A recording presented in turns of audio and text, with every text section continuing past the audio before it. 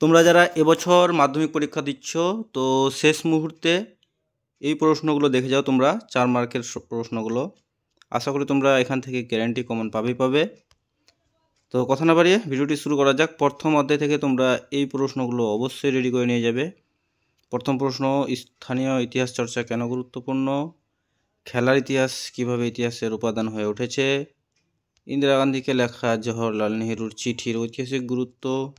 জীবনের ঝরাপাতা নামক আত্মজীবনী ও আধুনিক ভারতের ইতিহাসের উপাদান রূপে কতটা গুরুত্বপূর্ণ? তো বিপিন চন্দ্র পালের আত্মচরিত 70 বৎসর কীভাবে ভারতের আধুনিক ইতিহাসের উপাদান হয়ে উঠেছে তার বিস্তার সংগ্রহ করো। আধুনিক ভারতের ইতিহাস চর্চার উপাদান রূপে সরকারি নথিপত্রকে কীভাবে ব্যবহার করা যায় তা বিশ্লেষণ করো।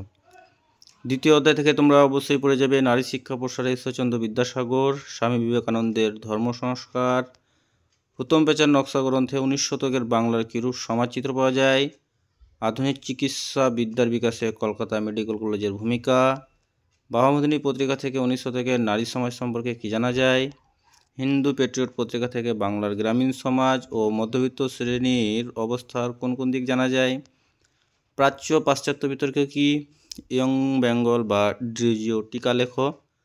তারপর উডের ডিসপ্যাচ অথবা চার্লস উডের নির্দেশনামা কী, সতীদাহ প্রথা বিরোধী আন্দোলন এবং বিধবা বিবাহ আন্দোলন সম্পর্কে সংক্ষিপ্ত টিকা লেখ। তো দ্বিতীয় অধ্যায় থেকে প্রশ্ন সংখ্যা একটু বেশি, কারণ দ্বিতীয় অধ্যায়টা প্রচুর বড় অধ্যায়, যার জন্য প্রশ্ন সংখ্যাটাও বেশি। তৃতীয় অধ্যায় দেখো সাতর বিদ্রোহের কারণ গুরুত্ব, নীল বিদ্রোহের কারণ গুরুত্ব, টিকা লেখ চুয়ার বিদ্রোহ, তারপরে কোল বিদ্রোহের কারণ গুরুত্ব, মুন্ডা বিদ্রোহের কারণ গুরুত্ব, ওয়াহাবি আন্দোলনের উদ্দেশ্য, ফরাজি আন্দোলনের লক্ষ্য, ফরাজি আন্দোলনের ব্যর্থতার কারণ, নীল বিদ্রোহে বাংলার মধ্যবিত্ত শ্রেণীর ভূমিকা। চতুর্থ অধ্যায় থেকে পড়বে মহাবিদ্রোহের প্রকৃতি বা স্বরূপ, মহারানীর ঘোষণাপত্রের ঐতিহাসিক তাৎপর্য, তারপরে ইলবার্ট-বিল আন্দোলনে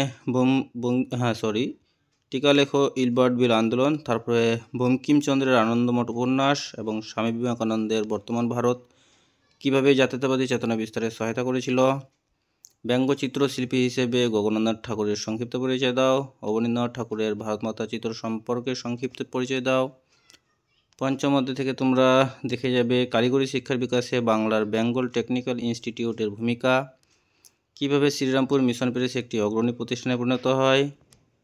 ষষ্ঠ অধ্যায়ে দেখা যাবে তোমরা টিকা লেখো একা আন্দোলন, টিকা লেখো ওয়ার্কার্স অ্যান্ড পেজেন্টস পার্টি, তারপরে কংগ্রেস সমাজতান্ত্রিক দলের উদ্ভব ও ভূমিকা আলোচনা করো।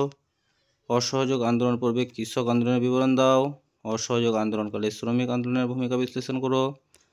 আইন অমান্য আন্দোলনে কৃষক শ্রেণীর ভূমিকা কী ছিল?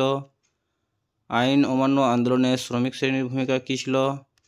ভারত ছাড়ো আন্দোলনের সময় কৃষকরা কী ভূমিকা পালন করেছিল? ভারত ছাড়ো আন্দোলনে শ্রমিক শ্রেণীর ভূমিকা আলোচনা করো।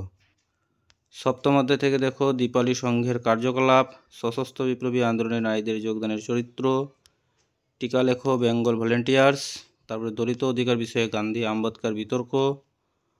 অষ্টম অধ্যায় থেকে দেখো দেশীয় রাজ্যগুলির ভারতভুক্তিতে সর্দার বল্লভভাই প্যাটেলের ভূমিকা, হায়দ্রাবাদ রাজ্যটি কিভাবে ভারতভুক্ত হয়েছিল, দেশীয় রাজ্যগুলির ভারতভুক্তিতে কী কী সমস্যার সৃষ্টি হয়, উদ্বাস্তু সমস্যার সমাধানে ভারত সরকারের উদ্যোগ বিশ্লেষণ করো।